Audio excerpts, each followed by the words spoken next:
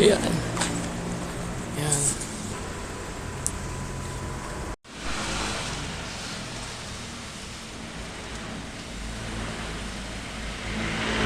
Get ready.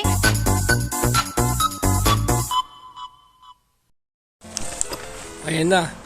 Magkasama si Dudoy tsaka si Alan. Ito na, alang oras na, alauna na madaling araw na. Yan, bubuhin namin to.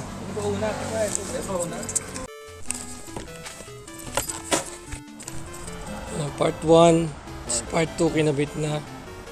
Part 3. No. So ito yung sa ibabaw. Ito sa ilalim, kakabit namin sa ilalim.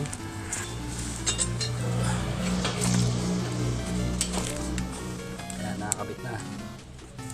Na lang kulang. Ito na yung next namin. Yan siya. Makita ko nun.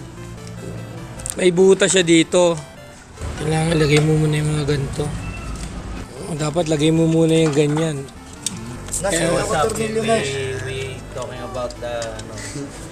Dapat ganyan siya. Yan. Ganyan siya. Unahin nyo muna yung sa gitna. Tapos dito. May butas naman yan. Kaya hindi kayo magkakamali ito. Ilagay nyo lang yung itong mga ganito. Meron po. So, ayan na yan. Panis. Panis. Dapat may alien range kayo. Tapos ito, dito sa may likod. Likod na yung area to eh. So, maliit yung gagamiting bolt. Ito. Itong bolt. Meron pa dito. Yan, ganyan ang paglagay niya pati sa dulo. Ayan. Ito na, sa may gutterless.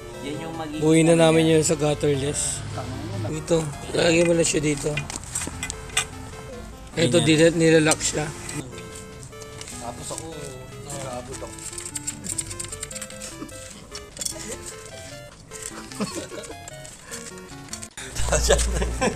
So, yan na siya.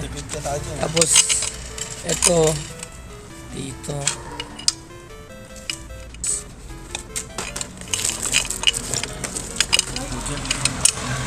Tapos, ito. Lagyan nyo dito. So, lagyan natin 3M. Ayan o. Ayan o. Hindi ganyan yan. Nasa picture lang nga eh. Tingin? So, yung mga bracket, maraming klaseng bracket. Ito yung bracket na sumakto sa Suzuki Espresso. So, pipili na ako ng bracket na para sa naangkop dun sa Suzuki Espresso nyo.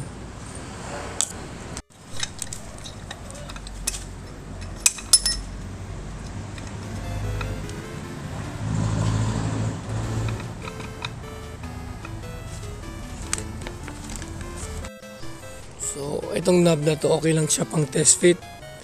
Pero kung paparehistro nyo na, mas magandang walang knob. Nut and bolt na lang siya.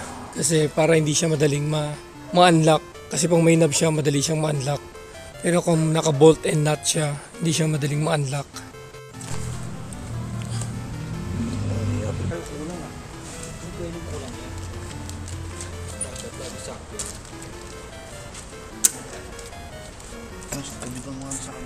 Lahat na kasi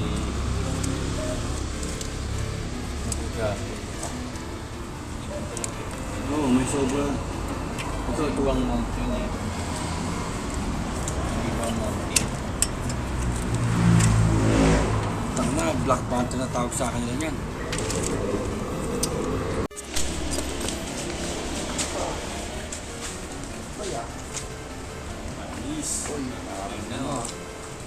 Yeah. I-adjust na siya.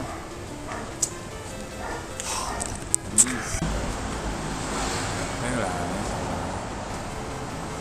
Hindi hangin yun yan.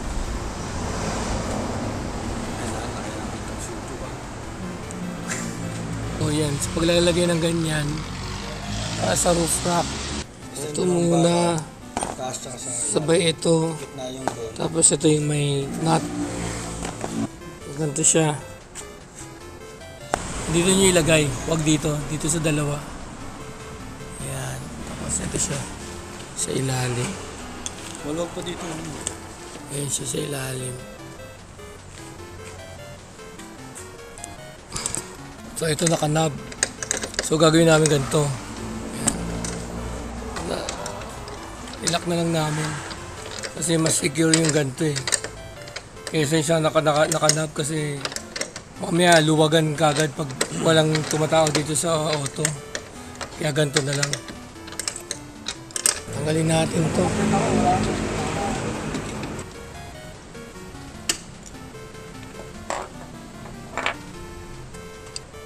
Washer. Mas maganda kung may lock washer. Kaso lang walang lock washer na kasama dito sa ano.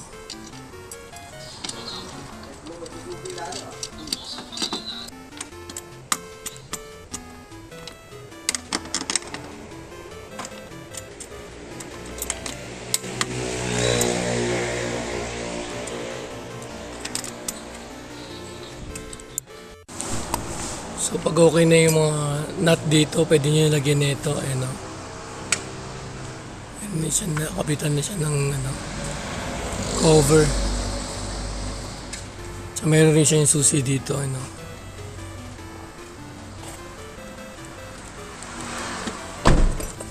So dito rin sa kabila meron din susian. So yan, lagyan na yung ano, cover ng mga sa bolts. Wala na rin. Tinanggalan namin yung knob dito para mas secure. Ayan. Sobra pa nga dalawa. Dito, wala na ring knob kasi para mas secure. Para hindi siya nagagalaw. At mas mahihigpitan siya ng mas maayos. So, ayan siya. Ito rin. So dito, kung tatanong kayo sa antena, ganyan yung antena niyan. So, nakapahat sa ilalim. Pwede nyo namang itaas doon. Pwede nyo naman itaas dito. Nasa sa inyo na yun, pero yung may-ari gusto ganyan lang. So, 38 by 50 yung size niya. Ito siya. Sorry, madilim. 4 AM na kasi.